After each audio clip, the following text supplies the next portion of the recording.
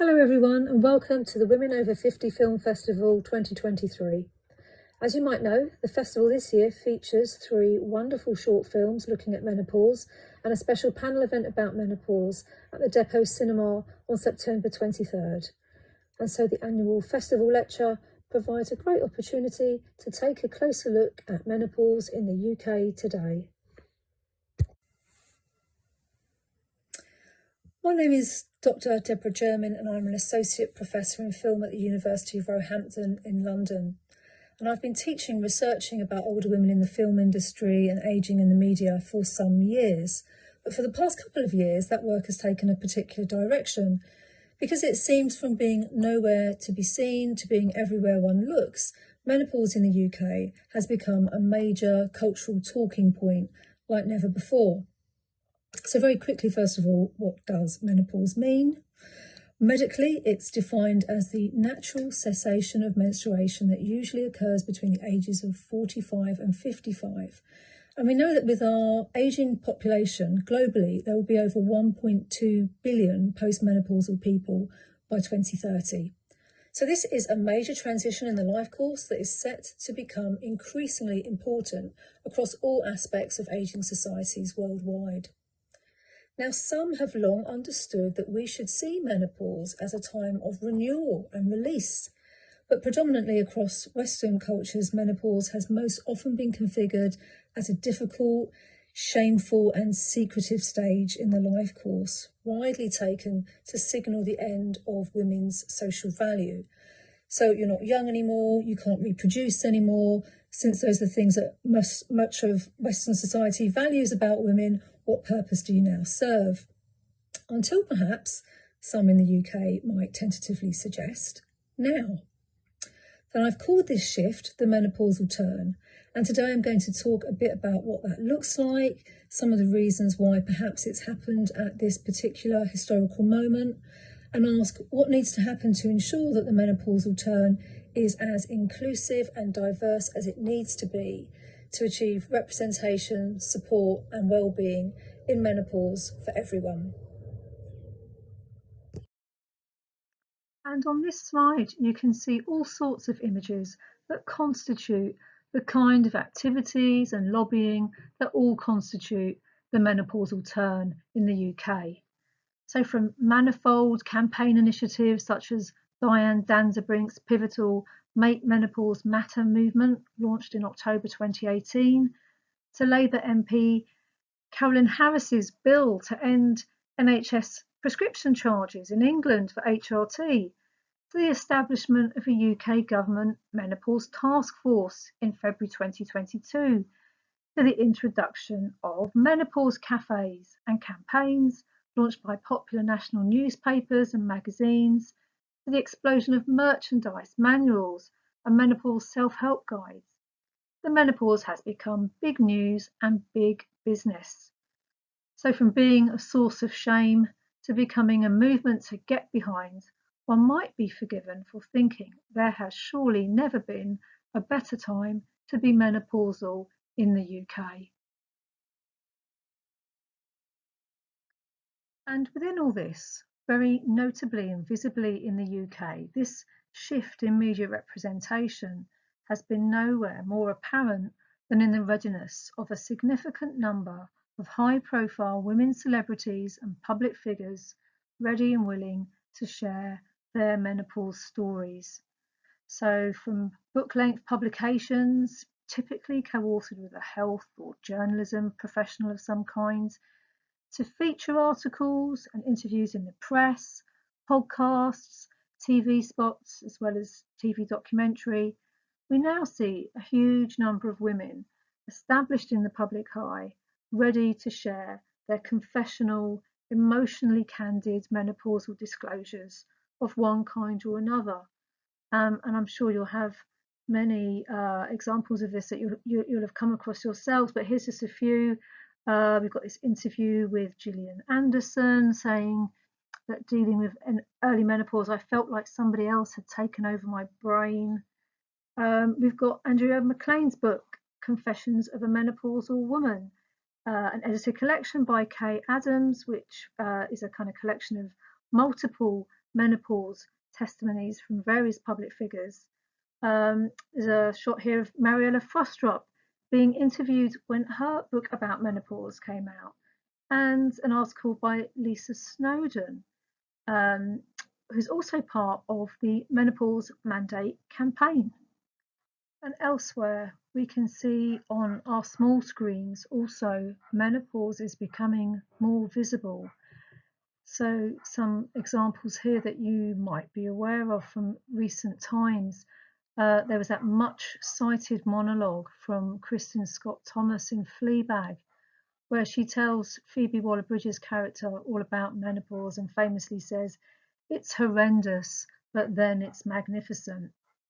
And you'll see we've got a couple of images here relating to documentaries, TV documentaries. Now, not only from Davina McCall, who we will come back to, but for example, Kirsty Walk's documentary in 2017, The Insider's Guide to the Menopause. And last year on ITV, the reality stars in the show Real Housewives and the Menopause. And in the centre there, most recently, you'll see Bridget Christie's Channel 4 comedy, The Change, which came out this summer. And this has had a lot of positive reviews for centering this story about a 50-year-old woman who learns from her GP that she's entering menopause. And this prompts her to take off on her motorbike into the Forest of Dean for an adventure all of her own. So these are all kind of, examples of menopause starting to come to the fore on television fictions and documentaries in a way that we really, didn't really see happening just a few years ago. And I have no doubt that we'll start to see more menopause storylines making their way into feature filmmaking. But there's an important question we need to ask here, as always. Why this cultural shift at this place, at this time? So there are numerous contexts that we could say have helped bolster the menopausal turn taking place at this particular time in the UK, gathering pace in the 2010s and indeed subsequently flourishing in the pandemic. Now, a full account of these is beyond the time I have to speak today. But for starters, here's a few things you might think about. We can say that it speaks to, other trends that we see in popular cultural discourses. For example, the focus we see now on speaking about well-being and self-care, and indeed greater openness, just talking about mental health. We could say that it also relates to the growing push to keep older women in the workplace for longer. So we're all aware of the intense discussions that are going around about pressures on pensions and that we're living longer, therefore we need to work longer. And so we could see the interest in making menopause more kind of manageable as part of this push just to keep older women working for longer. And I think it's also, we could say, being fanned by national concerns about threats to the UK's National Health Service. So in those kinds of news stories that have become familiar about women not getting the help they need from their GPs, this highlights the pressure the NHS is under, and it can be used both to suggest that the NHS is kind of becoming inadequate, or that we need to invest in it and protect it. And also, it comes as a certain generation of UK women celebrities with careers dating back to the 90s, who were then part of a movement of more outspoken or bold or kind of edgy public personas than many women celebrities of a generation before them have now come of age. And indeed, one of the areas I work on a lot is celebrity culture. And I think, as will already be clear, that has certainly been key to the way the menopausal turn is taking shape in the UK. So I want next to give a brief snapshot of some of the ways in which three key celebrity faces of the menopause and their memoirs have come to the fore, and the kinds of menopause narratives that have been popularised therein. Now, the first celebrity I'm introducing here is very prominent in this movement is Meg Matthews. And Meg Matthews, you might remember, was famously part of the Primrose Hill set, as they were called in the 1990s, that group of wealthy actors and models and musicians known for their party life in upmarket North London at that time. And now, as her website puts it, she's an icon of the 90s Britpop scene. Meg Matthews is a former music industry PR, events planner and designer turned entrepreneur and advocate for the menopause. And so since her early fame, she's become newly recognised as an advocate for better menopause awareness, having publicly shared details of the traumatic start to her own menopause in 2016. And she subsequently launched her own menopause supplements brand, Meg's Menopause, in 2017. And here I've included images of her brand, Meg's Menopause, on sale here in Boots, which for any overseas audiences is the UK's leading high street pharmacy. In 2020, Matthews published her book, The New Hot, Taking on the Menopause with Attitude and Style. You can see the cover there. And here she eventually expresses gratitude to the menopause, saying, "Thanks, menopause, you really did change my life. You helped me cut through the bullshit after years of living for other people." But this is not before she's first divulged the many thousands of pounds she spent exploring remedies and shared the distress menopause wrought on her, disclosing in the introduction to her book how at the age of 49, "I hit an all-time low, I got into bed and didn't leave the house for the next 3 months." And this kind of narrative journey is very common in these memoirs. Now, also on this slide, you can see the landing page for the Meg's Menopause website. As I said, the cover of The New Hot, featuring that kind of pink and white fashion sketch of a willowy blonde in high heels, hair blowing in the wind while she fans herself. And all this promotion, the models we see, the address, then centre white women with expendable income and an eye to style and self-care. And we see this currently across the menopausal turn. And so we need to keep pressing on this and asking who isn't currently being sufficiently seen in the most prevalent representations. Now, books by women celebrities have proven to be a prolific area of growth in the menopausal turn. And here's Mariella Frostrup, a broadcaster and journalist since the 1990s, who in 2022, for example, published Cracking the Menopause with writer Alice Smelly. And you can see the book cover there and some of the promotion for it. Now, Frostrup was actually one of the earlier figures to become a celebrity menopause advocate, having made a documentary for the BBC back in 2018 called The Truth About the Menopause. But her entry into the menopause memoir can be traced back to 2014, when her private healthcare provider refused to provide coverage for her HRT care. And she went public with that experience, exposing the sexism and ageism she saw implicit in this, and again, sort of frankly disclosing the very serious negative impact menopause had made on her. And finally, here we need to think about Davina McCall, a much loved, high profile TV presenter who in the past couple of years has made not one but 2 documentaries on Channel 4 that have garnered huge public interest in the UK. They've been called game changers. And I'd say she's arguably the best known of the celebrity menopause campaigners in the UK, particularly known for demanding greater access to HRT for UK women, after it turned around her own very difficult menopause transition. And she's also become one of the leading figureheads, along with Mariella Frostrup, who you just saw, of the Menopause Mandate campaign. And her book, Menopausing, was published last September. It's become a Sunday Times bestseller, as well as winner of the 2023 Book Awards Book of the Year.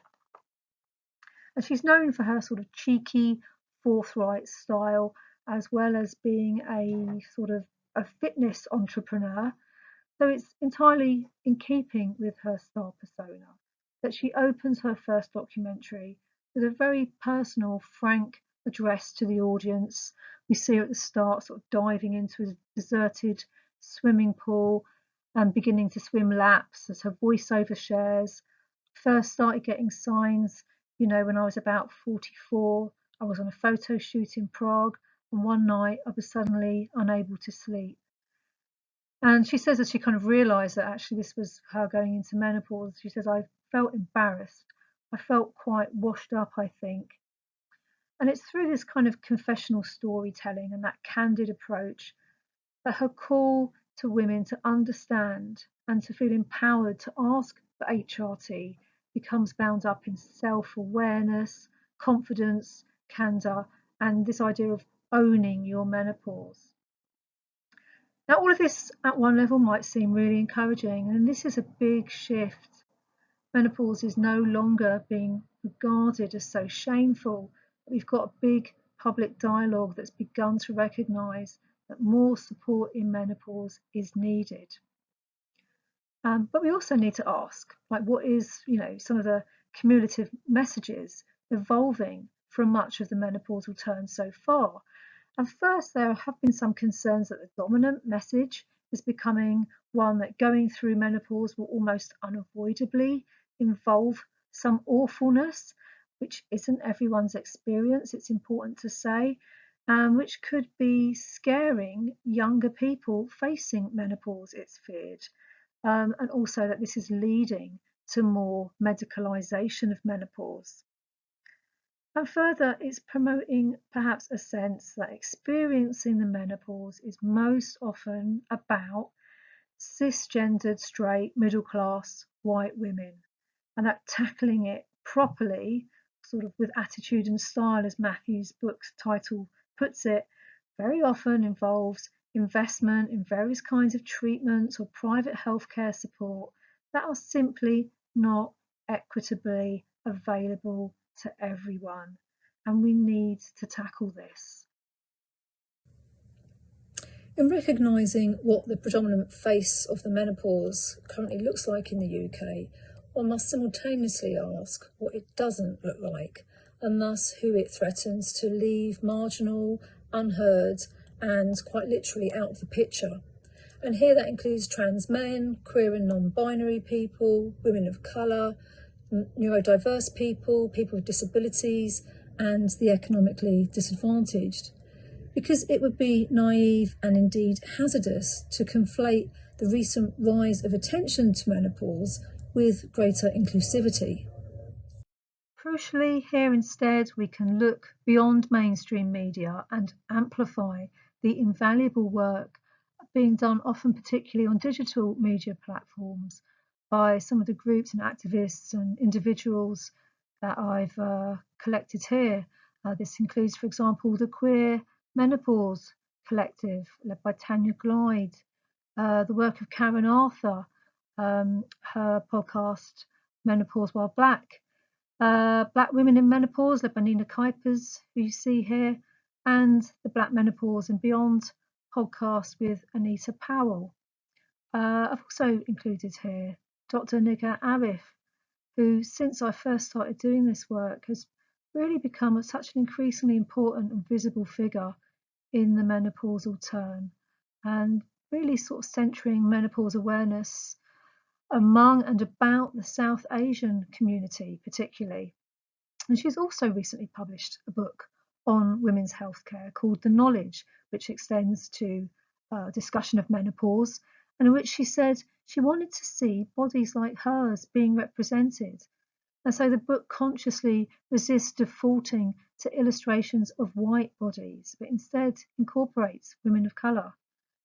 So these are just some of the spaces and people that, for example, are shining a light on critical information, such as the fact that Black women commonly experience earlier menopause than white women and have more severe experiences of some symptoms.